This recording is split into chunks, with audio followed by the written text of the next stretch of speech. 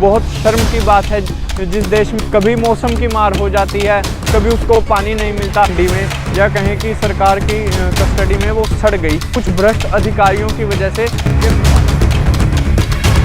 ने उस clean chit को नकार दिया है, बल्कि अनाज मंडी से जुड़ा हुआ है।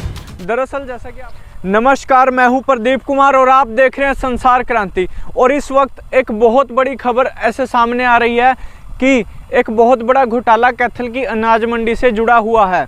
दरअसल जैसा कि आप लोग जानते हैं, हमारे देश का जो किसान है शुरू से ही बहुत संघर्ष कर रहा है, बहुत मुश्किलों का सामना उसको करना पड़ता है।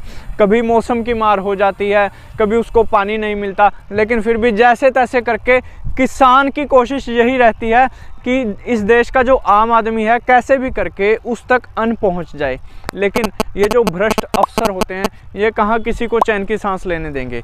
और इस वक्त कुछ भ्रष्ट अधिकारियों की वजह से ये घोटाला सामने आया है। दरअसल कुछ दिनों पहले किसी मीडिया कर्मी के हाथ कुछ दस्तावेज लगे थे इस घोटाले से जुड़े हुए, और उसने जब इस घोटाले का खुलासा किया और ये घोटाला जो है सरकार के सामने लेके आया, तो इसके ऊपर कार्रवाई हुई थी। और घोटाला ये था कि 22 करोड़ यानी कि लगभग 22 करोड़ रुपए की जो गेहूं है वो सड़ गई अनाज मंडी में, या कहें कि सरकार की कस्टडी में वो सड़ गई और वो पूरी तरह से ख़राब हो गई। यानी कि 22 करोड़ की गेहूं का नुकसान हो गया, अन्न का नुकसान हो गया। अगर पैसे का नुकसान हो या किसी और चीज़ का नुकसान हो तो समझ में आता है, लेकिन अन्न का नुकसान होना एक बहुत बड़ी बात है, बहुत शर्म की बात है जिस देश में अन्न पड़ा पड़ा सड़ जाता है, लेकिन दूसरी तरफ कुछ लोग भूखे मर रहे हैं। किसान जिस फसल को खून पसीने से सींच करके बड़ी करता है, उसको पकाता है, वो फसल जब पड़ी पड़ी सड़ जाए तो कितनी दुख की बात है किसान के लिए और उसी देश के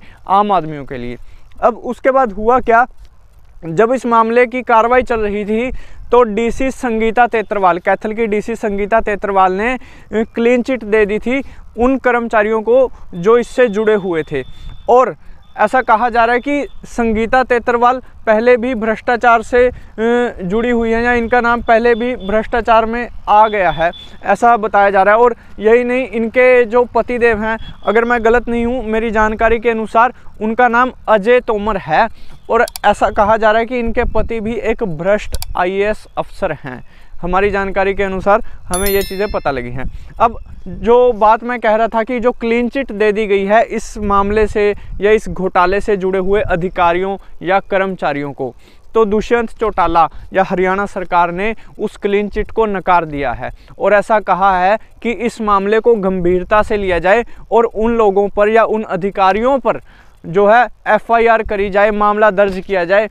और कुछ जानकारी ये भी और कुछ ऐसी भी जानकारी मिल रही है कि उन पर FIR तो दर्ज होगी ही, साथ में जिन लोगों ने या जिन अफसरों ने उनको क्लीन चिट दी है उनके ऊपर भी सरकार की लाठी बरसेगी, सरकार का गुस्सा बरसेगा। यानी कि जिन लोगों ने या जिन अफसरों ने, अधिकारियों ने उनको क्लीन चिट दी थी, उनकी भी मुश्किलें बढ़ सकती हैं, क्योंकि दुष्यंत चौटाला ने उस क्लीन चिट को पूरी तरह से नकार दिया है और इस मामले को गंभीरता से लेने के लिए कहा है। और ये भी कहा है कि बड़ी से बड़ी कार्रवाई इस मामले में होनी चाहिए। तो इस मामले की या इस घोटाले की हर छोटी बड़ी अपडेट देखने के लिए जुड़े रहिए संसार क्रांति के साथ। मैं हूं प्रदीप कुमार। जय हिंद।